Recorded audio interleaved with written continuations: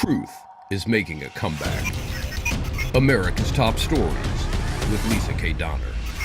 Senate Judiciary Committee Chairman Lindsay Graham read aloud a series of text messages between former FBI agent Peter Strzok and Lisa Page during a hearing with Attorney General William Barr last week. Put together, these messages pack a real political punch. Let's listen. We know that the person in charge of investigating hated Trump's guts. I don't know how Mr. Mueller felt about Trump, but I don't think anybody on our side believes that he had a personal animosity toward the president to the point he couldn't do his job. This is what Strzok said on February the 12th, 2016. Now, he's in charge of the Clinton email investigation. Oh, he's Trump's abysmal. I keep hoping the charade will end and people will just dump him. February the 12th, 2016. Page is the Department of Justice lawyer assigned to this case. March 3rd, 2016. God, Trump is a loathsome human being. Strzok. Oh my God, Trump's an idiot. Page, he's awful. Strzok. God, Hillary should win 100 million to nothing. Compare those two people to Mueller. March 16th, 2016. I cannot believe Trump is likely to be an actual serious candidate for president. July the 21st, 2016. Trump is a disaster. I have no idea how destabilizing his presidency would be. August the 8th, 2016. 3 days before Strzok was made deputy acting in charge of the counterintelligence division of the FBI. He's never going to become president, right? Page to Strzok. No, he won't. We'll stop him. These are the people investigating the Clinton email situation and start the counterintelligence investigation of the Trump campaign. Compare them to Mueller. August the 15th, 2016. Strzok. I want to believe the path you threw out for consideration in Andy's office, that there's no way he gets elected, but I'm afraid we can't take that risk. It's like an insurance policy in the unlikely event you die before you're 40. August 26, 2016. Just went to the Southern Virginia Walmart. I could smell the Trump support. October the 19th, 2016. Trump is a idiot. He's unable to provide a coherent answer. Sorry to the kids out there. These are the people that made a decision that Clinton didn't do anything wrong and a counterintelligence investigation of the Trump campaign was warranted. By now, we're all too familiar with the FBI's infamous power couple. The text messages between Peter Strzok and Lisa Page offered a glimpse into the heart of the deep state. The most recent text dump has to do with Vice President Mike Pence. Messages between Page, Strzok, and other senior officials at the Bureau appear to signal some kind of attempt to infiltrate the transition team of then incoming Vice President Pence. They discussed feeling out members of the Pence team and developing potential relationships. Here are just a few of their texts. Think he has any idea what he's doing from one day to the next? Re your email, redacted, no, redacted, brief Pence, right? Just so there are no surprises. I don't know if they would recall who did, but they know we sent someone.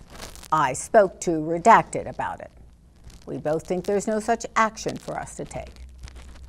Above email, it might be more important for redacted to know that redacted brief Pence, no? I think that's a good idea. So what does all this mean, and where does it lead? Joining me now is Graham J. Noble, Chief Political Correspondent. Hi, Lisa. All right, so Philip Bump wrote in the Washington Post that the latest news about Peter Strzok and Lisa Page's text messages are an interesting example of how Fox News's opinion side drags the network's reporting further to the right. Are we in a situation where it's time to just kill the messenger? It's funny that the interpretation of these the text messages, which of course are just a small part of this entire story about how the FBI treated the Trump campaign, the whole thing is so overshadowed by the politics of it, of course, and each side pointing fingers at the other for distorting the truth. So, of course, that's something that's never going to be resolved entirely. There's always going to be those two sides to this story. The evidence that no one seems to want to discuss are the actual texts from Strzok and Page. Any way you look at them, Graham, and it does appear that these two were trying to work Vice President Pence over, doesn't it? Indeed it does, Lisa. And, I must admit, as someone who has actually read all of the Strzok Page text messages that have been so far released publicly, I have attempted to approach them and interpret them with something of an open mind. And I've attempted, if it's possible at all, to give these two former FBI officials the benefit of the doubt. But this particular exchange that I wrote about recently does seem, for want of a better word, incriminating. So what they have to say is pretty damning, and yet WAPO went through basically hoops to try to explain that this did not mean what essentially anybody with common sense thinks it means. So what do you make of it? Well, in this particular case, and once again, I would say that I've attempted to look at all of the Strzok Page text messages in a very fair manner, and I've attempted to not kind of jump on any bandwagons, as it was, in terms of accusing these individuals of anything in particular. Although there are certain messages that just stand out, and it's they're not really open to interpretation. It is what it is, and these messages particularly do seem that they are not simply preparing a routine intelligence briefing for the incoming vice president's team. It definitely seems to be that they are attempting to figure out how they can use the occasion of that briefing to essentially figure out a way to infiltrate, for want of a better term, the vice president's team. These two, Strzok and Page, seem like two people that just can't stop themselves. They sound rather hostile to Donald Trump and his campaign, as we just heard in Lindsey Graham's remarks, and his administration. I just don't see that there's any way around that, Graham. Is there really? No, there isn't really. And the thing is, what the entire situation comes down to, beyond this particular incident with the briefing of the Pence team, what it comes down to is that they insist that their hostility towards the president was actually overblown, and in fact that what they were most concerned about was potential coordination with the Russians on the part of at least someone in the Trump team. And of course, the one thing that blows that whole little narrative out of the water is the fact that at no time did the FBI ever approach the Trump campaign and express their concerns, which is something that they would really have done if they genuinely were concerned that someone in Trump's orbit was coordinating with a foreign power. All right, so you used the words grand sedition in your article. Other people have used the word soft coup. Do you think this is going too far to say that? I mean, do you think we are starting to see evidence of that?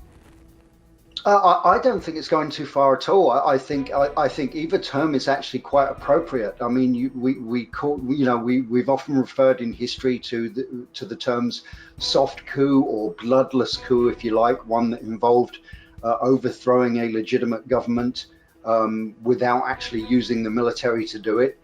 And of course, I use the term sedition, and I think that term is particularly appropriate because if you actually look at the definition of sedition or seditious conspiracy as it's laid out in the US Code, it does appear very much that what these FBI officials and probably some DOJ officials with them and others, including possibly the former director of national intelligence, former head of the CIA, it does seem that all of these people were involved in a seditious conspiracy.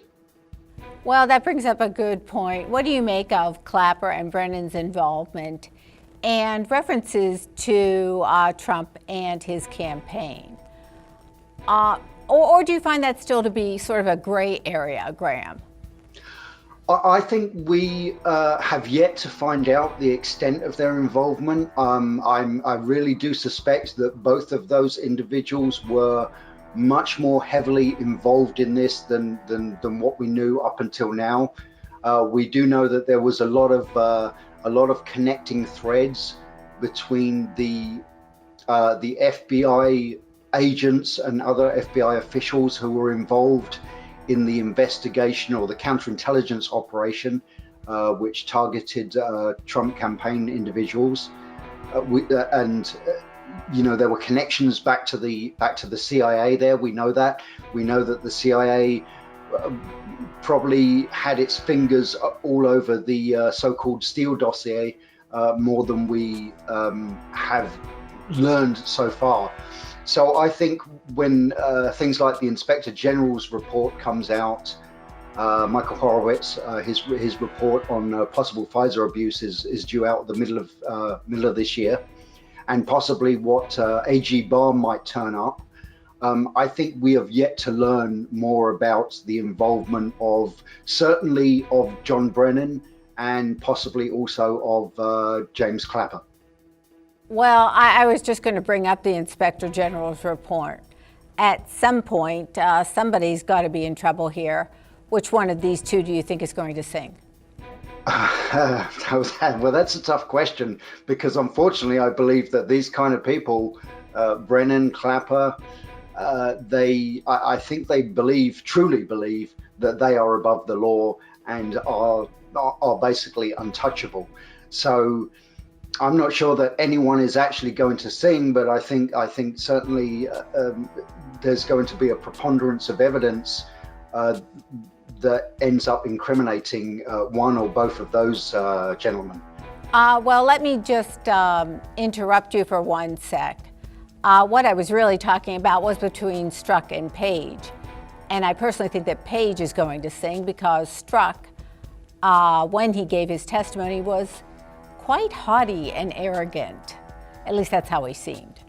Yes, I absolutely agree. And I think that probably all of the members of Congress who were involved in the hearings with both Peter Strzok and Lisa Page, I think they would also agree that of the two of them, the latter, Lisa Page, the former FBI attorney, was far more cooperative, if you like, and far more, perhaps, maybe this is the wrong word, but far more humble, perhaps, in the way that she approached the hearings, where, of course, Peter Strzok was just the very personification of arrogance. And so, yes, if either of the two were going to be forthcoming with any more incriminating material, I think it's going to be Lisa Page.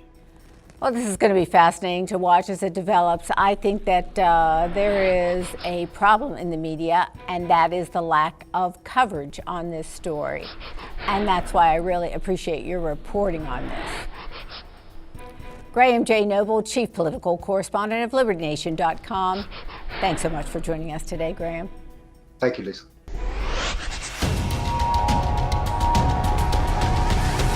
Truth is making a comeback. Visit us at LibertyNation.com.